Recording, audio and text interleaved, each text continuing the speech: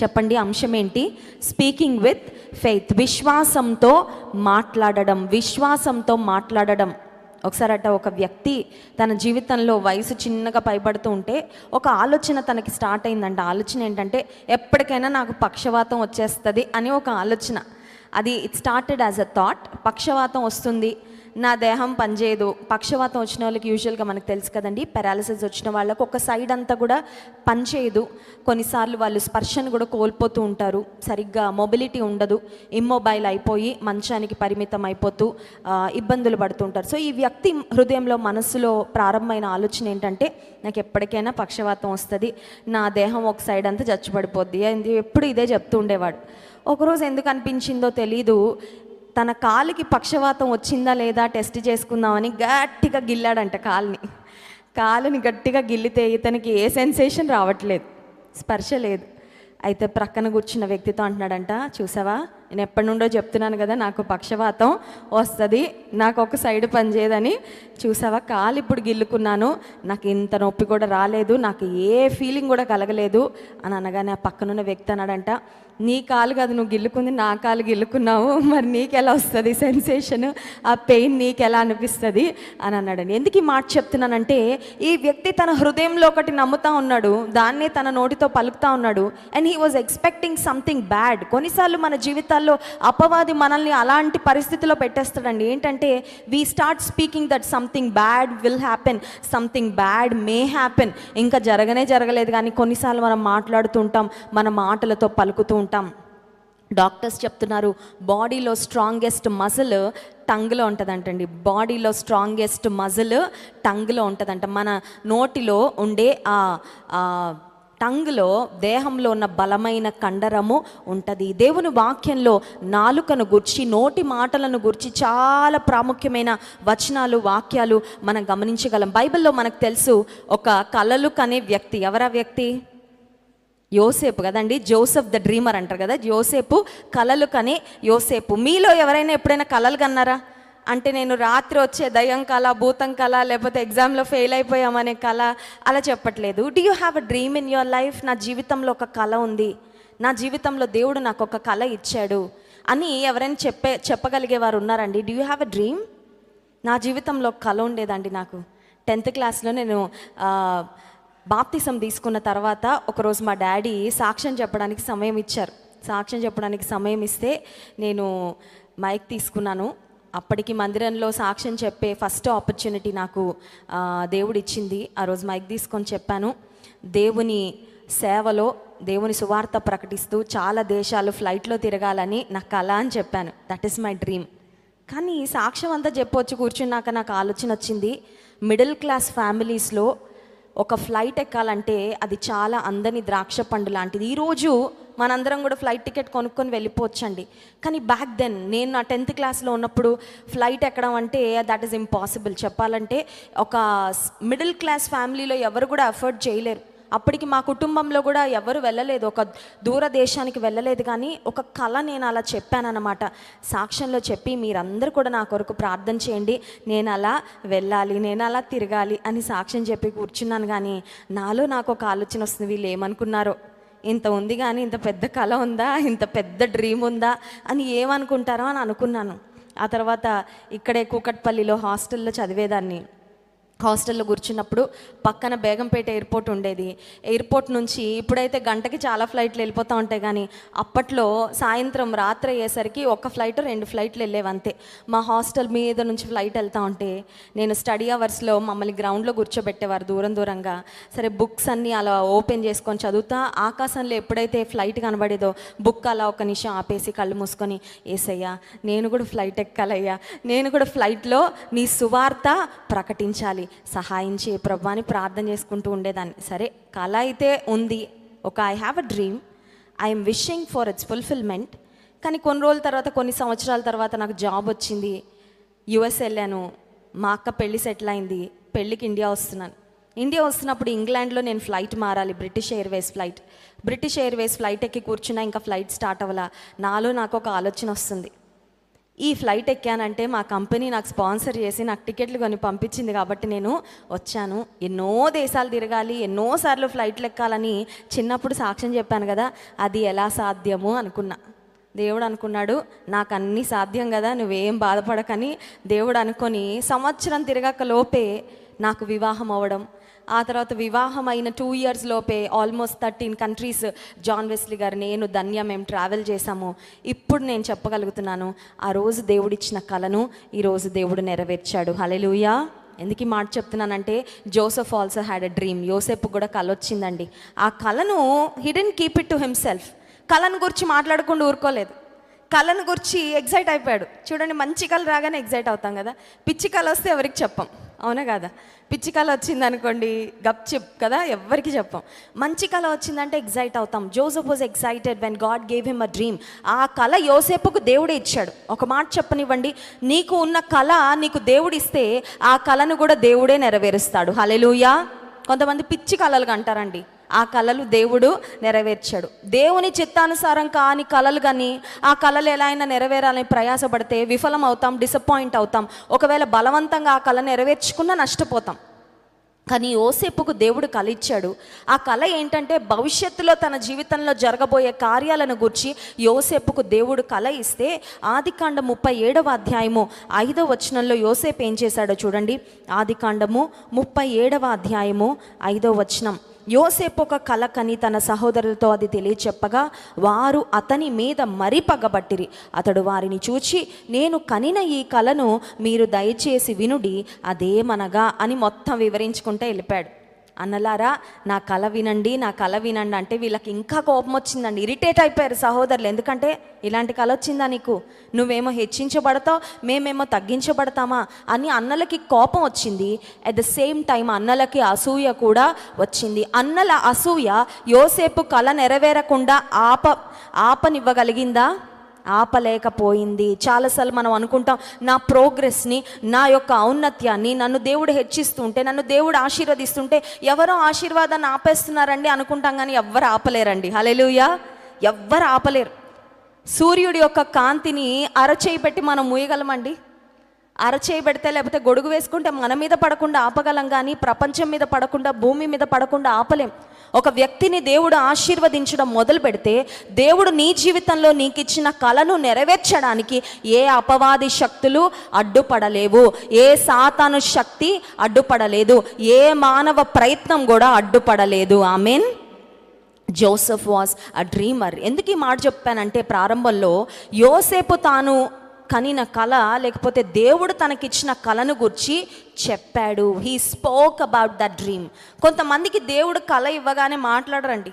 కళ ఇవ్వగానే they are just sceptical and doubtful. అసలు నెరవేరుతుందో లేదో, ఏమో ఊరికే వచ్చిందేమోలే అని కొంతమంది అనుకుంటుంటారు. బైబిల్ గ్రంథంలో ఉండి 3 ప్రాముఖ్యమైన ఎగ్జాంపుల్స్ మీకు నేను తెలియచేయాలని ఆశపడుతున్నాను. బైబిల్ గ్రంథంలో జరిగిన 3 అద్భుతాలు లేకపోతే 3 గొప్ప కార్యాలు. కానీ ఆ 3 గొప్ప కార్యాలు ఎలా జరిగాయని ఆలోచిస్తే దైవ సేవకులు తమ నోటిని వాడారు, తమ మాటలను వాడారు, తాము పలికారు. ఆ తర్వాత దేవుడు తాము పలికిన మాటలను నెరవేర్పులోనికి తీసుకొని వచ్చారు. మొదటి సమూయేలు గ్రంథం 17వ అధ్యాయము 45వ వచనం చూడండి. మొదటి సమూయేలు గ్రంథం 17వ అధ్యాయము 45వ వచనం. దావీదు నీవు కత్తియు ఈటెయు బల్లెమును ధరించుకొని నా మీదకి వచ్చుచున్నావు. అయితే నీవు తిరస్కరించిన ఇశ్రాయేలీయుల సైన్యాధిపతియగు యెహోవా పేరిట నేను నీ మీదకి వచ్చుచున్నాను. ఈ దినమున యెహోవా నిన్ను నా చేతికి అప్పగించును. చాలండి. అప్పగిస్తాడేమో అన్నాడా? అప్పగిస్తే బాగుండు అన్నాడా? బహుశా అప్పగించబడతావేమో అన్నాడా? No. David was sure about his victory. దావీదు తన విజయాన్ని అంత జరిగిపోయినాక ఎంత ష్యూర్గా, ఎంత క్లారిటీగా మాట్లాడతాడో అంతే విశ్వాసంతో మాట్లాడుతున్నాడు. చాలాసార్లు అపవాది క్రికెట్ మ్యాచ్కి వెళ్ళకముందే చూడండి, కొన్నిసార్లు కొంతమంది ఫిక్స్ అయిపోతారు ఓడిపోతామని, కొంతమంది ఎగ్జామ్కి వెళ్ళకముందే ఫెయిల్ అయిపోతాను అనుకుంటారు. ఇప్పుడు ఇండియాకి పాకిస్తాన్కి క్రికెట్ మ్యాచ్ జరుగుతుంది అనుకోండి, ఒకవేళ పాకిస్తాన్ వాళ్ళు ఓడిపోతారని తెలిసిన లాస్ట్ బాల్ వరకు ఆడకుండా ఉంటారండి? క్రికెట్ మ్యాచ్ చూసే తమ్ముళ్ళు చెప్పాలి. ఓడిపోతున్నామని తెలుసు, అన్ని రన్స్ ఇన్ని బాల్స్లో చేయలేమని తెలుసు, ఒక అద్భుతం జరిగిన ఆకాశంలో ఉరుములు ఉరిమినా లేకపోతే ఇంకేమైనా కూడా జరగదని తెలుసు, అయినా లాస్ట్ బాల్ వరకు ఆడతారా? ఆడతారు. చాలాసార్లు మనతో ఉన్న పరిస్థితి ఏంటంటే ఇంకా సమస్య ప్రారంభం కూడా అవ్వదు, మనం ఫిక్స్ అయిపోతాం, అయిపోయింది, ఈ సమస్య నన్ను ముంచేస్తుంది, నా లైఫ్ ఫినిష్డ్, ఇంకంతే, నా జీవితము ముందుకి వెళ్ళదు, ఒక్క అడుగు కూడా వేయలేను అని చాలాసార్లు మనమే మన యొక్క డిఫీట్ని మాట్లాడేస్తూ ఉంటామండి. కానీ దావీదు యుద్ధానికి వెళ్ళాడు, ఇంకా తిప్పలేదండి, వడిసలు తిప్పలేదు, ఇంకా రాయి విసరలేదు, కానీ మాట్లాడుతున్నాడు. ఏమనంటే, దేవుడు నిన్ను నా చేతికి అప్పగించును. ఇంకో మాట 46వ వచనం, నేను నిన్ను చంపి నీ తల తెగవేతును. ఇశ్రాయేలీయులలో దేవుడున్నాడని లోక నివాసులందరూ తెలుసుకొనున్నట్లు నేను ఈ దినమున ఫిలిస్తీయుల యొక్క కళేబరములను ఆకాశ పక్షులకు భూమృగములకు ఇత్తును. కాన్ఫిడెంట్గా చెప్తున్నాడా లేకపోతే డౌట్ఫుల్గా చెప్తున్నాడా? అదేనండి దావీదుకు విజయం ఇచ్చింది. ఏంటో తెలుసా? His confidence in the lord. దేవుని మీద దావీదుకు ఉన్న విశ్వాసము, నమ్మకము, కాన్ఫిడెన్స్. దావీదు విజయాన్ని ముందే పలికాడు, దేవుడు దావీదుకు విజయాన్ని ఇచ్చాడు. నీకు విజయం కావాలా? నీ జీవితంలో, నీ కెరియర్లో విజయం కావాలా? నీ ఆధ్యాత్మిక జీవితంలో విజయం కావాలా? నీ ఆరోగ్య సమస్యలలో నీకు జయం కావాలా? First start speaking and declaring with faith. Hallelujah. రెండవ సంఘటన యెహోషువ గ్రంథం 10వ అధ్యాయము 12వ వచనం చూడండి. యెహోషువ గ్రంథము 10వ అధ్యాయము 12వ వచనం. యెహోవా ఇశ్రాయేలీయుల ఎదుట అమోరీయులను అప్పగించిన దినమున ఇశ్రాయేలీయులు వినుచుండగా యెహోషువ యెహోవాకు ప్రార్థన చేసెను. సూర్యుడా నీవు గిబియోనులో నిలువుము. చంద్రుడా నీవు అయ్యాలోను లోయలో నిలువుము. జనులు తమ శత్రువుల మీద పగ తీర్చుకొను వరకు సూర్యుడు నిలిచెను, చంద్రుడు ఆగెను అనుమాట యాషారు గ్రంథములో రాయబడి ఉన్నది కదా. యెహోషువ ప్రార్థన చేశాడంట. చిన్న ప్రార్థన కాదండి, చాలా పెద్ద ప్రార్థన. మనం కొన్నిసార్లు ప్రార్థన చేస్తాం కదా, స్టేషన్కి లేట్గా వెళ్తుంటే ప్రార్థన చేస్తాం, ట్రైన్ లేట్గా రావాలని. చేశారు ఎప్పుడైనా? రేపు పరీక్ష అనుకోండి, దేవా ఏదో ఒక బంద్ రావాలి, కాలేజ్ క్లోజ్ అయిపోవాలి, స్కూల్ క్లోజ్ అయిపోవాలి. చేశారా లేదా? నేను చేసేదాన్నండి చిన్నప్పుడు. మ్యాథ్స్ ఎగ్జామ్ ఉంటే రేపు రాకడ రావాలయ్యా, ఈ పరీక్షల బాధ తీరిపోవాలి అని ప్రార్థన చేసేదాన్ని. మనం కొన్ని చిన్న విషయాలకు మనం ప్రార్థన చేస్తాం. మన ఇంట్లో పెళ్ళి ఉందనుకోండి, ప్రార్థన చేస్తామని వర్షము పడకూడదు ప్రభు అని ప్రార్థన చేస్తాం. కానీ ఇక్కడ యెహోషువ భక్తుడు చేసిన ప్రార్థన ఒక గొప్ప ప్రార్థన. ఎందుకంటే దేవుడు సృజించిన ఆకాశపు జ్యోతులు, ఇంట్లో లైట్ అంటే మనం స్విచ్ చేస్తే వెలుగుతుంది, స్విచ్ ఆఫ్ చేస్తే ఆగిపోద్ది. కానీ ఈ ప్రపంచం మొత్తానికి, ప్రపంచంలోని అన్ని ఖండాలకు, అందరు ప్రజలకు దేవుడు వెలుగు ఇవ్వడానికి పగటిలో సూర్యుని, రాత్రిలో చంద్రుని పెట్టాడు. Universal lights, body of lights. వాటిని ఇప్పుడు యెహోషువ శాసిస్తున్నాడండి. యెహోషువ వాటితో మాట్లాడుతున్నాడు. ఎందుకు మాట్లాడుతున్నాడు యెహోషువ అని ఆలోచిస్తే, అమోరీలకు ఇశ్రాయేలీయులకు మధ్యలో యుద్ధం జరుగుతుందంట. దేవుని ప్రజలు గెలవాలంటే యెహోషువ ఆకాశంలో ఉన్న సూర్యునితో చంద్రునితో మాట్లాడవలసి వచ్చింది. ఇప్పుడు దేవుడు యెహోషువ రిక్వెస్ట్ను గ్రాంట్ చేశాడా లేదా? చాలా పెద్దది అడిగావు యెహోషువ, కష్టమయ్యా, నీకు ఇలాంటి ఆలోచనలు ఎందుకు వస్తున్నాయ్యా యెహోషువ అన్నాడండి దేవుడు? అనలేదు. మోషే ప్రార్థనను విని ఎర్ర సముద్రాన్ని పాయలు చేసిన దేవుడు, నేను మోషేకు తోడై ఉన్నట్లు నీకు కూడా తోడై ఉంటానని యెహోషువకు చెప్పాడు కదా. యెహోషువకు తోడై ఉన్నాడని దేవుడు చేసి చూపించాడండి. హల్లెలూయా. మనకు దేవుడు ఏదైనా మాట ఇచ్చాడంటే ఇచ్చి వదిలిపెట్టాడు, చేసి చూపిస్తాడు. హల్లెలూయా.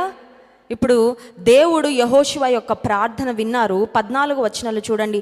యెహోవా ఒక నరుని మనవి వినిన ఆ దినము వంటి దినము దానికి ముందే కానీ దానికి తర్వాతే కానీ ఉండలేదు. నాడు యెహోవా ఇశ్రాయేలీయుల పక్షముగా యుద్ధము చేశాను. దేవుడు ఒక నరుని మనవి విన్న సందర్భం, అటువంటి గొప్ప కార్యం అంతకు ముందు జరగలేదు, ఆ తర్వాత కూడా జరగలేదు. చరిత్రలో ఎర్ర సముద్రం ఎన్నిసార్లు పాయలైంది చెప్పండి? ఒక్కసారే అయింది, అవునా కదా? ఆకాశం నుండి మన్నా ఇశ్రాయేలీయుల కొరకు కురిసింది, కానీ ఇంకా తర్వాత ఎప్పుడైనా కురిసిందా? దేవుడు కొన్ని అద్భుత కార్యాలు తన ప్రజల కొరకు మునుపెన్నడూ చేయని విధంగా, భవిష్యత్తులో ఎన్నడూ చేయబోని విధంగా తన కొరకు నిలబడిన ఆయన సేవకులు, తన ప్రజలు విశ్వాసంతో పలికినప్పుడు వారి మాటలను దేవుడు రూఢిపరిచాడు. హల్లెలూయా. యెహోషువ మాట్లాడాడంట. ఇప్పుడు నేను మాట్లాడేశాక అందరి ముందు సూర్యుడు ఆగకపోతే చంద్రుడు ఆగకపోతే ఏంటని ఆలోచించుంటే యెహోషువ పలికుండేవాడా లేదా? కొన్నిసార్లు మనం పలకం, ఎందుకు తెలుసా? పలికాక జరగలేదనుకో మళ్ళీ అది వేరేలా ఉంటుంది కదా, అందరు వేరేలా మాట్లాడుకుంటారు. ఏదో పెద్ద గొప్ప విశ్వాసం ఉన్నట్టు చెప్పేసిందండి, కానీ ఏమీ జరగలేదండి. పెద్ద విశ్వాసలా మాట్లాడేశాడండి, కానీ ఏమీ జరగలేదని ఒకవేళ ప్రజలు అనుమానిస్తారేమో, అవమానిస్తారేమో, ఏమంటారు అని కొన్నిసార్లు మన ధైర్యం చేసి మాట్లాడము. యెహోషువ కార్యం జరగక మునుపే దేవుని ప్రజల ఎదుట నిలబడి సూర్యునితో చంద్రునితో మాట్లాడాడు. యెహోషువ యెహోవాకు ప్రార్థన చేశాడు, సృష్టిని శాసించాడు.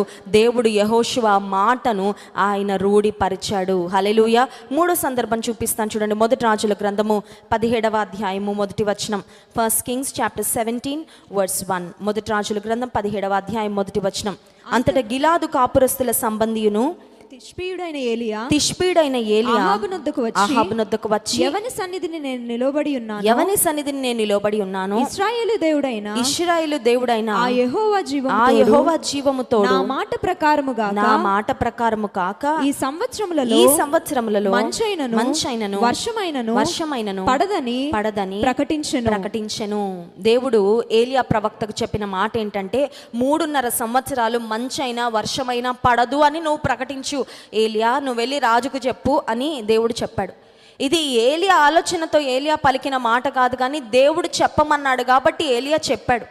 This was a very bad news. ఎందుకంటే వర్షం పడకపోతే పంటలు పండవు, పంటలు పండకపోతే it's going to be a famine and drought, ఒక ఎండిపోయిన పరిస్థితి, కరువు పరిస్థితి ప్రారంభమవుతుంది. ఇప్పుడు దేవుడు ఏలియాతో అంటున్నాడు, నీవు వెళ్ళి ఆహాబు రాజుతో చెప్పు, వర్షమైనా మంచైనా 3.5 సంవత్సరాలు, ఈ రోజుకి వర్షం పడకుండా ఉండమని ప్రార్థన చేయడం అది ఒక ఎత్తండి. అయ్యా మాకు 3 రోజులు మీటింగ్లు ఉన్నాయి అయ్యా, ఏ వర్షం పడకూడదంటే దేవుడు సహాయం చేస్తాడు. మొన్న రాజమండ్రిలో మీటింగ్స్ అయ్యాయి. చుట్టుపక్కల ప్రాంతాల్లో వర్షం ఉంది, కానీ రాజమండ్రిలో ఒక్క చుక్క వర్షం లేదండి. దేవుడు గొప్ప అద్భుత కార్యం చేశాడు. కానీ ఇక్కడ ఏలియా 3 రోజుల కొరకు ప్రార్థన చేయలేదు, 3.5 సంవత్సరాల కొరకు ప్రార్థన చేశాడు. ఈజీ విషయమా, సులువైన విషయమా, కష్టమైన విషయమా? Difficult, very difficult. కానీ దేవుడు చెప్పమన్నాడు, ఏలియా వెళ్ళి చెప్పాడు. కానీ తిరిగి దేవుడు ఏలియాతో 3.5 సంవత్సరాలు అయిపోయిన తర్వాత అన్నాడు, ఇప్పుడు now I will send rain అనగానే ఏలియా ప్రార్థన చేస్తే తిరిగి వర్షం కురిసింది. చూడండి యాకోబు పత్రిక 5వ అధ్యాయం 17వ వచనంలో ఆ మాటను మనం గమనిస్తాం. యాకోబు పత్రిక 5వ అధ్యాయము 17వ వచనం. ఏలియా మన వంటి స్వభావం గల మనుషుడే వర్షింపకుండునట్లు అతడు ఆసక్తితో ప్రార్థన చేయగా 3.5 సంవత్సరముల వరకు భూమి మీద వర్షింపలేదు. అతడు మరలా ప్రార్థన చేయగా ఆకాశము వర్షమిచ్చెను, భూమి తన ఫలము ఇచ్చెను. ప్రార్థన చేస్తే వర్షం ఆపేశారంట దేవుడు. మళ్ళీ తిరిగి ప్రార్థన చేయగానే వర్షాన్ని కురిపించాడంట. దేవుడు ఒక మనిషి ప్రార్థన విన్నాడు, ఒక ప్రవక్త ప్రార్థన విన్నాడు, తన సేవకుని ప్రార్థన విన్నాడు. నీ ప్రార్థన వింటాడా వినడా? మన ప్రార్థన వింటాడా వినడా? ఖచ్చితంగా వింటాడు. కానీ మనకి దేవుడు వింటున్నాడనే నమ్మకం కొన్నిసార్లు ఉండదు, దేవుడు నెరవేరుస్తాడని విశ్వాసం కొన్నిసార్లు ఉండదు. కొన్నిసార్లు అనుకుంటా చాలా ఎక్కువ అడిగేస్తున్నానేమో అని. నువ్వు ఎంత ఎక్కువ అడిగినా దేవుని దగ్గర ఉన్న ఆశీర్వాదాల్లో మనం అడుగుతున్నది చాలా తక్కువే. దేవునికున్న శక్తి సామర్థ్యము, ఆయన మహిమైశ్వర్యములో మన ప్రతి అవసరత తీర్చబడుతుందంట. ఈ భూమంతా ఆయనదే, నీ అవసరతలు ఆయన తీర్చలేడా? ఆయన పరమ వైద్యుడు, నీకున్న చిన్న ఆరోగ్య సమస్యను ఆయన తొలగించలేడా? శక్తి సంపన్నుడైన దేవుడు ఆయన బలమును శక్తిని నీకు అనుగ్రహించలేడా? సమస్తమైన కార్యాలను సఫలం చేయగలిగిన దేవుడు నీ మనవులను ఆయన సఫలం చేయడా?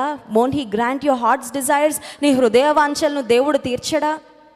దేవుడు తీరుస్తాడు, దేవుడు కార్యాలు చేస్తాడు. కానీ అంతకంటే ముందు we must learn to speak with faith. విశ్వాసంతో మాట్లాడాలి. చాలాసార్లు అపవాది కార్యాలు జరగకుండా మనతోనే మాటలు మాట్లాడించేస్తాడు. ఏమని తెలుసా? ఇది జరగదు, ఇది అసంభవము, ఈ కార్యము నెరవేరదేమో అనిపిస్తుంది, ఇదే ఇలా అయిపోద్దేమో అనిపిస్తుంది, ఇది తారుమారు అవుతుందేమో అనిపిస్తుంది అని కొన్నిసార్లు మనమే మాట్లాడుతుంటాము. దేవుని అద్భుతాలకు మన మాటలే కొన్నిసార్లు అడ్డుబండలు అయిపోతూ ఉంటాయండి. God wants to do a miracle, but we are in the middle, we are obstructing the miracle. మన యొక్క మాటలతో కొన్నిసార్లు అద్భుతాలను మనమే ఆపేసుకుంటున్నాం. మత్తయి సువార్త 18వ అధ్యాయము 18వ వచనంలో ఒక మాట వ్రాయబడింది చూడండి. మత్తయి సువార్త 18వ అధ్యాయము 18వ వచనం. భూమి మీద మీరు వేటిని బంధింతురో అవి పరలోకమందును బంధింపబడును. భూమి మీద మీరు వేటిని విప్పుదురో అవి పరలోకమందును విప్పబడునని మీతో నిశ్చయముగా చెప్పుచున్నాను. Hallelujah. God has given us authority to bind things and to release things. తెలుసా, చాలాసార్లు అనుకుంటా నాకు ఏముందండి, నాకేం శక్తి ఉందండి, నాకేం బలం ఉందండి, నాకేం అధికారం ఉందండి అంటే దేవుడు మనకు అధికారం ఇచ్చాడు. ఎందుకు ఇచ్చాడు తెలుసా? ఆయన పిల్లలం అయ్యాం కాబట్టి ఆయన అధికారాన్ని మనకు కూడా ఇచ్చాడు. హల్లెలూయా. రాజు ఉన్నాడండి, రాజు కొడుకు ఇంతే ఉంటాడు, కానీ రాజు కొడుకు వెళ్ళి ఇది ఇవ్వండి అంటే ఇచ్చేస్తారు కదండి. రాజు కింద పనిచేసే సైనికులు లేకపోతే రాజు కింద ఉండే మంత్రులందరూ ఒకవేళ రాజకుమారుడు సైజులో చిన్నగా ఉన్నా, పెద్దగా జ్ఞానము పరిపక్వత లేకపోయినా ఆ చిన్న బాబు వెళ్ళి ఇది చేయండి అది చేయండి అంటే కొన్నిసార్లు చేసేస్తారు. ఎందుకంటే రాజు కుటుంబానికి చెందిన అబ్బాయి, ఆ రాజుకు కుమారుడు కాబట్టి ఆ రాజుకున్న అధికారము ఈ కుమారునికి కూడా ఖచ్చితంగా వస్తుంది. స్వతహాగా మనకి ఏ అధికారం లేదు, కానీ దేవుని బిడ్డలం మనం అయ్యాం కాబట్టి దేవుని అధికారము దేవుడు మనకు కూడా ఇచ్చాడు. హల్లెలూయా.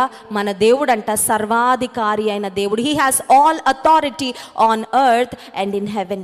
భూమి మీద పరలోకంలో దేవునికి సర్వాధికారం ఉంది. ఇప్పుడు దేవుని బిడలమైన మనకు కూడా దేవుడు అధికారాన్ని అనుగ్రహించాడు. కానీ అధికారం వాడకపోతే ఉపయోగం లేదు.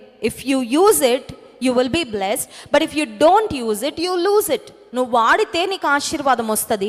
దేవుడిచ్చిన అధికారాన్ని వినియోగించుకుంటే నువ్వు ఆశీర్వదించబడతావు, ఇంకా అనేక మందికి దీవెనకరంగా ఉంటావు. ఈ అధికారం నాకు ఉందో లేదో, ఐఎమ్ నాట్ ష్యూర్, నా దగ్గర ఉందో లేదో నాకు తెలియదండి, నేను వాడితే పనిచేస్తుందో లేదో నాకు తెలియదండి అని అలాగే పెట్టుకున్నావు అనుకోండి, దానివల్ల ఎవరికి ఉపయోగము ఉండదు.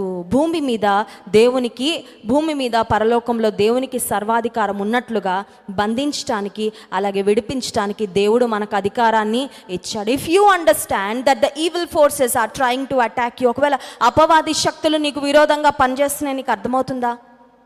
కొన్నిసార్లు కొంతమంది వ్యక్తులు మనకు విరోధంగా లేసి పనిచేస్తూ ఉంటారండి. నిజానికి మనం ఇండివిజువల్స్ని టార్గెట్ చేయాల్సిన అవసరం లేదు.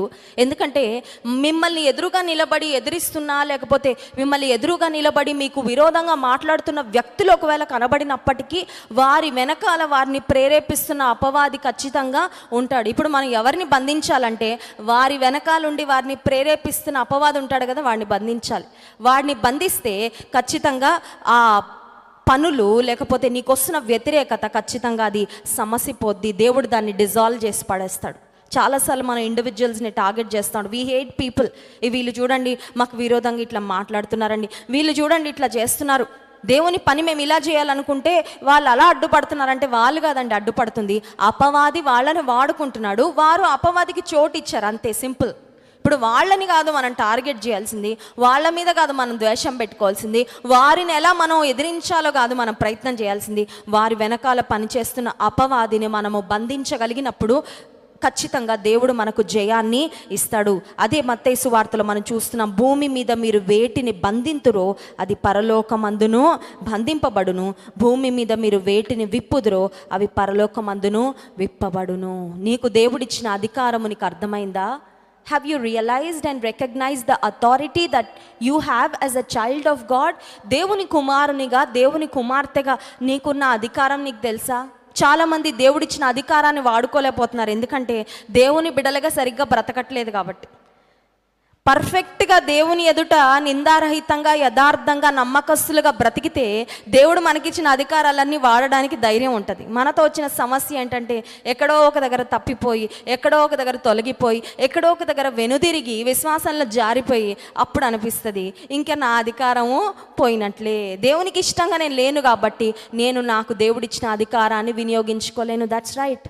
దేవుని కొరకు యథార్థంగా బ్రతికితే, దేవుని కొరకు నీవు నిలబడితే నీ నోటి మాటను దేవుడు ఖచ్చితంగా రూఢిపరుస్తాడు. నీ విశ్వాసంతో పలికే మాటలను దేవుడు కార్యసిద్ధి ఖచ్చితంగా కలుగ చేస్తాడు. బైబిల్ గ్రంథంలో మనం చూసిన ఉదాహరణలు అవే. ఇప్పటి వరకు మీ జీవితంలో ఏవి కలలుగా ఉండిపోయాయో, ఇప్పటి వరకు ఏవి మీ జీవితంలో ఒక అందని కార్యంగా ఇది ఎప్పటికీ జరుగుతుందో తెలియదండి, ఇది అసలు కార్యసిద్ధి అవుతుందో లేదో కూడా తెలియదండి, నా శక్తికి నా సామర్థ్యానికి ఇది మించినది, ఇప్పటి వరకు ఇలాంటి అద్భుతం కొరకు ఎవ్వరు దేవుణ్ణి అడుగుండరండి. నువ్వు అడుగు, పర్వాలేదు.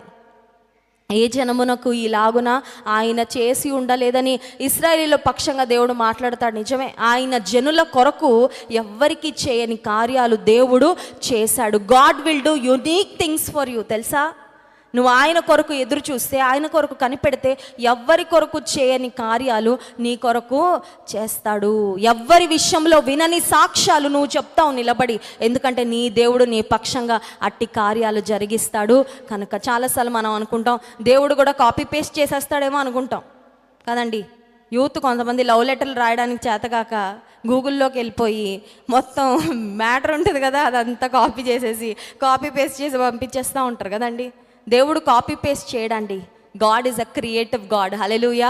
ఆయనకి సృజనాత్మక శక్తి ఉంది. ఆయన చేసే కార్యాలన్నీ కూడా అద్భుతంగా ఉంటాయి, ఆశ్చర్యంగా ఉంటాయి, మనకు ఆశ్చర్యాన్ని కలుగ చేస్తాయి. ఒక్కొక్కరి విషయంలో దేవుడు ఒక్కొక్క విధంగా పనిచేస్తూ ఉంటాడు, కార్యాలు జరిగిస్తూ ఉంటాడు. నీ జీవితాన్ని మరి ఎవ్వరి జీవితంతో కూడా దయచేసి పోల్చుకోవద్దు. Don't compare your life with others. ఇతరులతో పోల్చుకొని బాధపడద్దు, ఇతరులతో పోల్చుకొని కృంగిపోవద్దు, లేకపోతే ఇతరులతో పోల్చుకొని పొంగిపోవద్దు.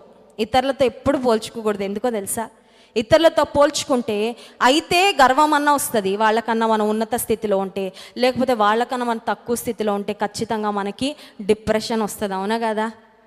మనుషుల్ని చూస్తే డిప్రెషన్ అన్నా వస్తుంది, ప్రైడ్ అన్నా వస్తుంది.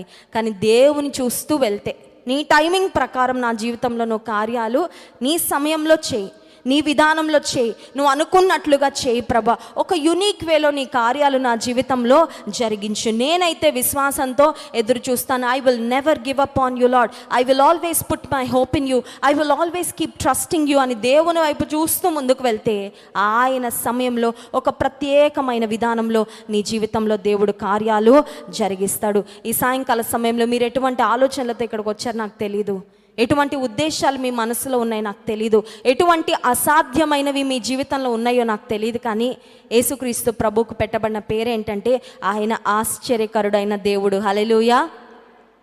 He is amazing, marvellous God. ఆయన చేసే కార్యాలు కూడా ఆశ్చర్యమైన కార్యాలే. దేవుని ఆశ్చర్యపరిచే విశ్వాసం మనకుంటే దేవుని ఆశ్చర్య కార్యాలు ఖచ్చితంగా మన దగ్గరకు వస్తాయి. హల్లెలూయా. దేవుని ఆశ్చర్యపరిచే విశ్వాసం మనం కనుపరచగలిగితే మనుషులందరూ ఆశ్చర్యపడే విధంగా దేవుడు కార్యాలు మన పట్ల జరిగిస్తాడు. సో క్రిస్మస్ నెలలోనికి మనం ప్రవేశించాము. దేవుడు ఆశ్చర్య కార్యాలు మన ఒక్కొక్కరి జీవితంలో, ఒక్కొక్కరి కుటుంబంలో ఆయన జరిగించి మేలు చేత దేవుడు మనల్ని తృప్తిపరచును గాక. ఈ మెసేజ్ అయిన తర్వాత తిరిగి దైవజనరాలు వాక్యాన్ని అందిస్తారు. చిన్న ప్రార్థన చేసుకొని ముగించుకుందాం. చిన్న ప్రార్థన. పరిశుద్ధ మహోన్నతుడైన మా దేవానికి స్తోత్రాలు. జీవ మరణములు నాలుక వశమని నీ వాక్యంలో వ్రాయబడినట్లుగా ప్రభా, మాకు మా నోటికి మా మాటలకు అంత అధికారమును శక్తిని నీవిచ్చావు ప్రభా. మీరు మాకు ఇచ్చిన నోటిని, మీరు మాకు ఇచ్చిన మాటలను, జీవయుక్తమైన మాటలు పలకడానికి, ఆశీర్వాదకరమైన మాటలు మాట్లాడడానికి, నీ చిత్తానుసారమైన మాటలు మాట్లాడడానికి, మీరు మాకు ఇవ్వబోయే విజయాలను గురించి ముందుగానే విశ్వాసంతో మేము పలుకున్నట్లుగా మీరే మాకు సహాయం చేయమని ప్రార్థన చేస్తున్నాను. నీ సేవకుడైన యెహోషువ ప్రార్థన విని అయ్యా నువ్వు సూర్యుని చంద్రుని ఆపావు ప్రభా. మీ సేవకుడైన ఏలియా ప్రార్థన మీరు విని వర్షాన్ని ఆపారు, వర్షాన్ని నీవు కురిపించావు ప్రభా. మీ సేవకుడైన దావీదు ప్రార్థన విని దావీదుకు గొల్యాతు మీద నీవు గొప్ప విజయాన్ని ఇచ్చావు ప్రభా. ఈ సాయంకాల సమయంలో ఎలా మాట్లాడాలో మాకు నేర్పించండి, విశ్వాసముతో పలకటము మాకు నేర్పించండి ప్రభా. నీవు మాకు ఇచ్చిన అధికారమును మేము వినియోగించుకున్నట్లుగా నీ కృప మాకు దయచేయండి. ఈ సాయంకాల సమయంలో కూడి వచ్చిన